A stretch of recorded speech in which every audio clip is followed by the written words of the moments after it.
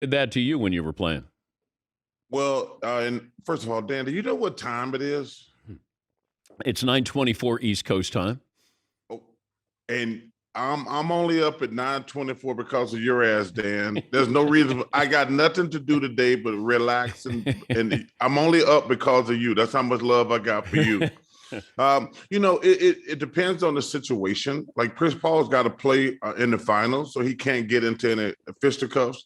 But it was just a punk move by Pat Bev. He danced when he tried to almost hurt Chris Tilnut. He danced over him when he was on the ground, and now he can't take it when the rabbits got the gun. So it was just a punk move. Pat Bev's a good kid. He works hard, but it was just a punk move, plain and simple. Do you think it was a successful season for the Clippers? Yes, considering they had never gotten to the conference finals, to get there without Kawhi, it was a great season. I mean, think about it, Dan. They had never gotten to the conference finals before. And to lose your best player and get there and beat the team that was the number one seed, I think you can consider it a success. Why is there speculation that Kawhi could leave the Clippers?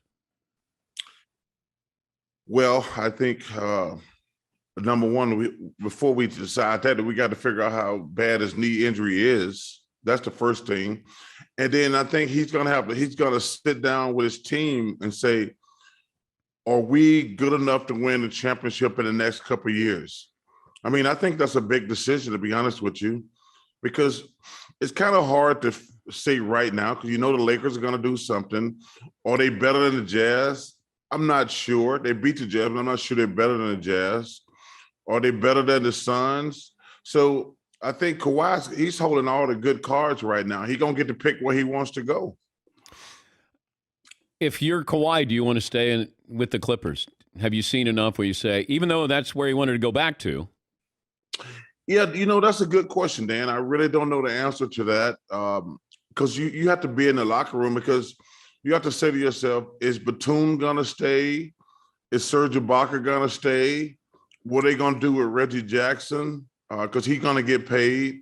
So at the end of the day, it might just be you and Paul George, and you have to ask yourself, I can go anywhere I want to. I've heard the rumors about him going to Miami or New York, which would be a great destination. So that's a good question. I don't know the answer to it. Yeah, Dallas has also been mentioned. We're talking to now Dallas playing with that boy Porzingis. That would be a really good thing also. Well, I think they'd have to give up Porzingis. Like you would pair him with Luka. Yeah, I know. I mean, you meant Luka. Yeah. Yeah, I'm like him and Luka would be nice together. Yeah, for sure. All right, the Bucks playing without Giannis. We see teams that do this, and usually it's a one-off where you step your game up when the star player is out. How surprised were you with the Bucks last night without him? Wasn't surprised at all. Dan, number one, I want to thank you for all the kind words during the documentary. Thank you for the kind words. But I wasn't surprised. Dan, what's interesting about these games, I always tell people, until you go on the road and do your thing, that's when you figure out the thing. Like Atlanta, who played great at home in Game 4, that wasn't a shocker to me. The Bucks playing great at home last night, that wasn't a shocker. Now, can they go on the road and do it? To me, that's when you find out who's like legitimate and who's for real. So, man, I have no idea what's going to happen tomorrow night. Are those guys from Atlanta? They're going to play better at home. But the Bucks played great last night. But can they take it on the road? To me, that's the key. And Charles was talking about a documentary they did on Inside the NBA on TNT. And a variety of us in the media, we talked about how difficult it is that you guys make it look easy. And, it all starts, with Ernie to be able to land planes at JFK. But, they got to have you batting cleanup. Without you, it doesn't work on the magnitude that it has. Well, thank you for the kind words. Listen, man, we're so lucky. Ernie, we call him the Godfather because he's the man. And Shaq and Kenny are awesome to work with. But, there's so many, Dan, you've been a star for a long time. And you show up and you just have to be Dan Patrick. But there's so many people around you who do so much heavy lifting. So, I mean, unless you're in the business, you have zero idea how it actually works. I mean, there's so many people around you who, number one, feed you all the facts. And you just show up and you're older, decent looking man. And you just have to be Dan Patrick. But also, you guys have allowed your producers to make fun of you, and you're all stars. And that Dan, we're talking about stupid basketball. It's so funny with me when, I've been in the thing for 36 years. I tell the guys when they start taking themselves too serious, like, yo, man, you do know you play basketball, right? You're not like a doctor or somebody who's in the army, or it's a teacher, a fireman, a policeman. People got like a real job. You dribble a stupid basketball, you make more money than God to just dribble a stupid basketball. When you start taking yourself too serious, you need to take a step back like, yeah, I'm really not that important. I just play basketball. That was a nice documentary. Everybody loved it. There's the Last Dance documentary that it still seems like that's bothering Scottie Pippen. What did you make of Scottie's comments when he was on with me earlier in the week? I'm disappointed in Scottie because he's burning every bridge. I know he has a book coming out. Listen, Scottie was a very good player. I've always liked Scottie too. I've always liked him. I've never had a disagreement or an argument with him, but he's taking shots at me. And I'm just laughing because I'm like, yo, man, you do know we're like 60 years old. We don't have beefs anymore. We're like 60. What we accomplished was 30 years ago. It's not important or significant. It was great in the day, but now it's irrelevant. So I was disappointed he's taking shots at Michael, Phil Jackson, and myself. But I understand he's got a book coming out. And I just think it's silly and stupid, to be honest with you. Listen, hey, we know you got a book coming out. Stop trying to take shots at big fish. He's big game hunting. You come out to myself, you come out to Mike, you come out to Phil Jackson. Hey, we know you got a book coming out, but it really just makes you look stupid and silly in the long run, to be honest with you. Yeah. Stuff you haven't said in 30 years. Then I've been retired for 20 years. Can you imagine that? And so that stuff happened like 25, 30 years ago. And to come out now saying all these things because you have a book coming out, and I guess he has an alcohol coming out, and and unfortunately we're in the business, so every jackass gonna have you on. If you're gonna say something bad about Michael Jordan or Charles Barkley or Phil Jackson, you're gonna be on every TV show. And that's the thing. I just feel sadness for him more than anything. I didn't think there was strategy behind him, what he said about Phil Jackson. I think he's been carrying those 1.8 seconds when he sat down in that playoff game against the Knicks. And the Last Dance documentary just sort of gave a whole new generation of, hey, this is what happened to Mike, and this is what happened to Scottie. And I think he probably, it's like, I'm going to give you my episode of The Last Dance. Well, for me, Dan, I have to take the good and the bad when people talk about Charles Barkley. I don't get to sugarcoat like everything I've did stupid in my life, the spitting incident, the DUI. People get to bring that up. I don't get to talk about how great I was at basketball without saying when people say, okay, yeah, but he did some stupid things. And that's just the way it works. Like, I got a DUI. I spit back in my day. Like, I have to take the good with the bad. And, when Michael, when he did the documentary, he had to say some things that Scottie did wrong. And Scottie was a very good basketball player, but he did some things, not having surgery, not going back in the game. When you talk about your life, my life, your life, Todd's life, every little nerd you got working for you, you don't get to say, hey, this is all the good I did. When you do things that are not good, you have to talk about those also. There's some things I'm not proud of I've done in my life, but you have to talk about those things. And it sucks when people bring them up. I'm not gonna lie. It sucks when people bring them up, but hey, I've done more good than bad.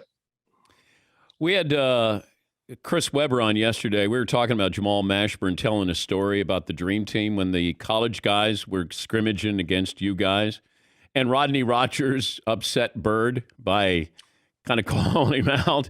And Mash was telling the story, and then C. Webb was backing it up, saying Bird just, magic fed Bird like 8 or 9 times straight and just ate his lunch. What do you remember about that moment?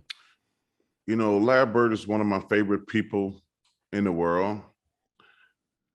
I always tell people, playing against Bird, McHale, and Parrish, the greatest front line ever. I always laugh about Larry because Larry's like, Chuck, I need to talk to you in the middle of a game, Larry. Dan, he's like, I said, what's going on, Larry? He's LB. He says, y'all being disrespectful to me. I'm like, what do you mean? He says, y'all got a white guy trying to guard me. That's disrespectful. I'm like, and it caught me off guard. I'm like, what do you mean? He's like, no, there's not a white guy on the planet can guard me. Y'all got a white guy. I think it was Bob Thornton at the time. Bob Thornton, one of my favorite teammates. He's like, hey man, listen, y'all being disrespectful. Don't ever put a white guy on me. And I've only had Michael Jordan and Larry Bird are the only 2 guys. Michael says to me in the finals, like, Chuck, you're being disrespectful. I mean, like, and those are the only 2 guys that do not put a white guy on me. A white guy can't stop me. When Michael and Larry said that, I still laugh about that today when I'm out with the guys, because they always want to know stories. I said, Larry Bird was a bad boy. But he's like, hey, do not put a white guy on me. And Michael said the same thing. A white guy can't guard me, and quit doing it. I was wondering about this name, image, and likeness now with college athletes. And if you were at Auburn right now, you'd be cashing in. Yeah, Dan, but I'm concerned. Okay, there's a couple reasons why I'm concerned. Number one, the NCAA, they're just boneheads. They're like the Don Knotts. They're the Barney Fifes of life. They don't have no idea what's going on. But let me be serious here for a second. Number one, I hate when people tell young black kids getting a free education is nothing. Getting a free education is a really, really big deal. I hate when people tell black kids, well, they're not giving you nothing. Hey, going to college for free, and Dan, a lot of people who are still paying college debt to this day. Getting a free education is a really big deal. So that's my first issue. My second issue, and like I say, I don't know anything about this, but they act like everybody in college now is going to start rolling in the dough. And I'm saying, well, that's not true. Nobody's going to be buying the offensive lineman's jersey. He's not going to get a car deal. Now, the quarterback and the running back and maybe a star defensive player, they're going to make some money. But like I say, people are going to buy their jersey, and they might get a car deal. They might even get a restaurant deal. But most of the players, they're not going to make any money. But this notion that, wow, this is going to be great for college athletics. All these people are going to make a lot of money. I don't believe that. The backup guy or somebody like that, yeah, Charles Barkley would have made a lot of money in college. Probably Chuck Person, but that's pretty much it on our team. Bo Jackson at my college at Auburn, the greatest thing I've seen is Bo Jackson is play college football. He's going to make a lot of money. But what really bothers me and scares me about the whole scenario, Dan, is there's going to be so much resentment from my other teammates. But they're like, damn, Charles is selling jerseys. He's got a car deal. We work just as hard as him. Same thing with Bo Jackson. Like the offensive lineman, he opens up all the holes for Bo Jackson. If Bo Jackson is making all this money and the offensive lineman who actually do all the work, they're not making a dime, I think there's going to be great resentment and jealousy on these teams. Yeah, I think that's a great point. By the way, you're part of the Capital One's The Match there with Tom Brady and Bryson DeChambeau, Aaron Rodgers, and Phil Mickelson. You're an analyst on the course? Yeah, I have no idea what TNT is going to have me doing. I'm going to be doing something. But let me just tell you something. I'm just disgusted by Phil Mickelson. I cannot believe that he want to play with this mother instead of me. Oh, That's exactly right, Dan. You heard me. Wow. Me and Phil were the defending champs. Yeah. But I can't believe he gonna stick with this mother. I can't say what Tom said, but I can't believe he want to stick with this mother instead of me. Wow. We are the defending champs. But what has Tom Brady did in the last year to make him more important and significant than me? How would you do straight up against Brady in a match? Oh, hey, overrated. He's overrated. Flash in the pan. I don't know if he's ever going to be successful at anything. You know, I think Tom is the greatest. First of all, he's a really nice person. I think he's the greatest athlete, arguably, ever. I do. I truly believe that. I mean, he's clearly the greatest football player ever, but I think he's in the conversation with Ali, Michael Jordan, Wayne Gretzky. Those are the greatest ever. That's just my personal opinion, but he might be the greatest ever. And he's a really nice guy, but I like to bash him because he got a great sense of humor. But Tom, I don't think Tom can beat me in golf. I really don't. Not right now, he can't. Are you going to corner Aaron Rodgers and ask him what the hell's going on here with the Packers so we can finally get an answer out of him? Oh, you know, I'm going to give him something. I'm going to give him something about that. Because number one, if I had $1 for every time I heard about Aaron Rodgers and the Packers this summer, I'd have more money than you, Dan. I'm sick of it. I'm sick of it. The 4-letter network talks about it every single day. Yes, they do. And there's a reason we call them the 4-letter network, Dan. That's just between me and you. You know, I'm really sick. I'm really sick of the Aaron Rodgers. You know, the NFL. And football and boxing are my two favorite sports. But the NFL, man, they hog the spotlight every single day, man. Yeah. Nobody, I'm so sick of talking about football every day. It's not even football season, and we still talk about it every single day. It drives me crazy. Good luck to your Phoenix Suns there. I'm really excited. It's great for the city. I'm really happy for Chris Paul. I'm really happy for him because, I'm one of the few people who actually know what he's going through. When you've been a great player your whole career and your team is not good enough to get to the finals, it's a tough burden to bear. And he got to the finals, and now I hope he can win it. Because, hey, Dan, I'm on the list. I'm on that list where, people say he never won anything. So I always root for guys to get off the shit list, and I'm pulling for Chris Paul. Good to talk to you as always. You look great, and have fun there at the match there in Montana. I can't wait. I've never been to Montana. I can't wait to get there. I'm looking. They say it's beautiful. I can't wait to get there. So it's gonna be fun. Hey, Dan, I always appreciate you, man. I'm going back to bed. I only got up to do your show, but I'm going back to bed. So you take care of yourself. Have you ever shared a room with Shaq before? No. I shared a plane with him, and I thought there was a grizzly bear on the plane with me. This dude snores. Hey, Dan, I did. We've flown. I think we've flown 3 times together, and he fall asleep. I said, damn, we got a grizzly bear on the damn plane. He's the loudest snoring person in the history of civilization, Dan. It's unbelievable. Well, plus he's one of the largest men in the history of civilization, too. He is one of the largest people, but I'm telling you something, when he starts snoring, man,